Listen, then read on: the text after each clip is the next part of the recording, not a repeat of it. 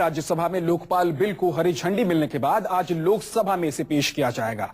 हालांकि लोकसभा से ये पहले ही पारित किया जा चुका है, लेकिन संशोधित बिल राज्यसभा में पेश किए जाने के चलते इसे दोबारा लोकसभा में पेश किया जाएगा।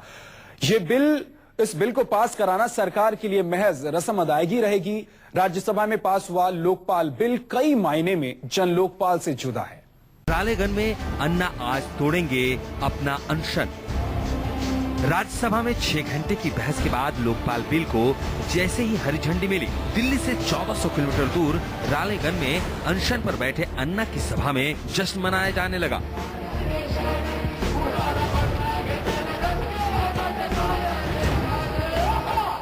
तालियों की गड़गड़ाहट से लोगों ने अन्ना की उन कोशिशों को सलाम किया जिसका इंतजार कई सालों से किया जा रहा था। सभी सांसदों को धन्यवाद करता हूँ, आभार व्यक्त करता हूँ देश की जनता के तरफ से, और आगे भी लोकसभा के सभी सदस्य इसको सपोर्ट करेंगे ऐसा मैं विश्वास करता हूँ।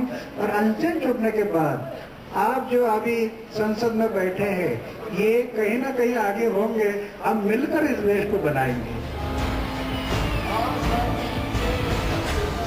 अन्ना ने राज्यसभा में पास हुए बिल का खुले दिल से इस्तकबाल किया। वहीं दिल्ली में बीजेपी के खुले समर्थन से लोकपाल बिल की आसान हुई राह अब लोकसभा की डगर पर है। लिहाजा लोकसभा में आज लोकपाल बिल पर चर्चा होगी और मुमकिन है कि आज ही लोकपाल बिल का रास्ता साफ हो जाएगा। राज्यसभा से पास हुए लोकपाल बिल पर सियासत के गलियारे में भी चमक देखने को मिली। किसी ने बिल को मुकम्मल बताया तो किसी ने अन्ना को तहे दिल से शुक्रिया अदा करने का फर्ज निभाया।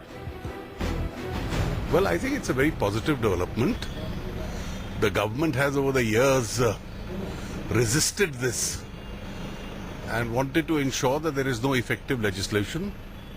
I think it is the pressure of public opinion outside and it's the pressure of the opposition, particularly the BJP inside the parliament. Lokpal bill Congress UPA सरकार ने पारित कराया है, वो आने वाले दिनों में एक इस देश के पार्लियामेंट्री प्रैक्टिस में एक मील का पत्थर साबित होगा, क्योंकि जिस तरह से अन्ना हजारे जी लगातार एक आंदोलन इसको लेकर के चला रहे थे और आज उसका एक सुखद पटाक्षेप हुआ है। लोकपाल के लिए आदरणीय अन्ना जी को बधाई है। और जब पहला लोकपाल का बिल ड्राफ्ट हुआ जन लोकपाल का, तो उसमें हम भी उसके आंदोलन में अग्रणी भूमिका में थे, हमें भी खुशी है। लोकपाल बिल राज्यसभा की दहलीज पार कर चुका है, लेकिन इस बिल पर कभी अन्ना के साथ चलने वाले अरविंद केजरीवाल के रास्ते जुदा हैं। अरविंद केजरीवाल की आम आदमी पार्टी इस बिल पर अपना विरोध जता रही है। मैं उस लोकपाल के लिए बहुत शुभकामनाएं देता हूं जिसकी प्रतीक्षा लालू यादव जी भी कर रहे हैं, उन्होंने कहा बहुत अच्छा है। जिसकी प्रतीक्षा देश की सबसे ईमानदार नेता आदरणीय मायावती जी कर रही हैं, करिए पास होना चाहिए। हजारे भी कर रहे हैं। जिसकी प्रतीक्षा राहुल गांधी जी जो पिछले 44 साल से भ्रष्टाचार के खिलाफ लड़ते रहे हैं, उन्होंने कहा हम तो 44 साल से लड़ रहे हैं। तो मुझे लगता है कलमाडी जी को जरूर आपत्ति होगी कि 6 महीने पहले आ जाता तो जो तीर्थाटन उन्हें करना पड़ा तिहाड़ जाने का, उससे भी बच जाते। कुमार विश्वास को इस लोकपाल बिल पर भले ही ऐतराज हो, लेकिन जिस बिल की दुहाई कुमार विश्वास दे रहे हैं उसे ड्राफ्ट करने वालों में से एक संतोष हेगड़े भी राज्यसभा में पास हुए लोकपाल बिल से खुश हैं। I feel very happy, satisfied, and I'm sure in future, if while functioning of the institution it is found that the institution suffers from want of some extra additional power or requires some procedural changes. आइए अब जरा समझने की कोशिश करते हैं कि Lokpal bill का मजमून जन लोकपाल से कैसे जुदा है। मतभेद नंबर 1, लोकायुक्त। लोकायुक्त के मसले पर संशोधित लोकपाल बिल में लोकायुक्त को लोकपाल से अलग रखने के लिए कहा गया है, यानी बिल पास होने के बाद सभी राज्यों के लिए लोकपाल नियुक्त करना अनिवार्य हो जाएगा। जन लोकपाल बिल में एक ही नियम के तहत लोकायुक्त की स्थापना की बात कही गई है। मतभेद नंबर 2, सदस्यों का चयन।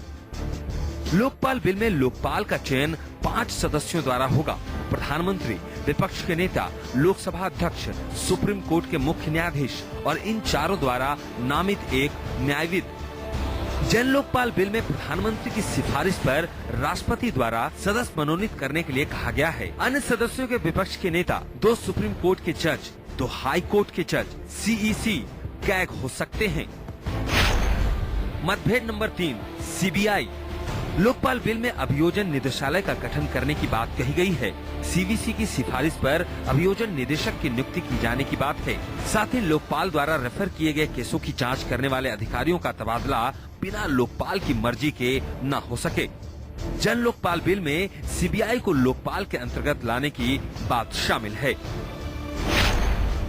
मतभेद नंबर 4, सेक्शन। लोकपाल बिल में लोक सेवाओं के अभियोजन के लिए अनुमति देने का अधिकार लोकपाल को दिया गया है। निर्णय लेने से पहले लोकपाल सक्षम प्राधिकरण और लोक सेवकों की राय भी ले सकता है। जन लोकपाल बिल में अनुदान की जरूरत नहीं होने की बात कही गई है। लोकपाल के पास अभियोजन का अधिकार हो। लोकपाल बिल आज लोकसभा में पास होने की राह पर है, जबकि जन लोकपाल के लिए केजरीवाल की टीम आवाज बुलंद कर रही है।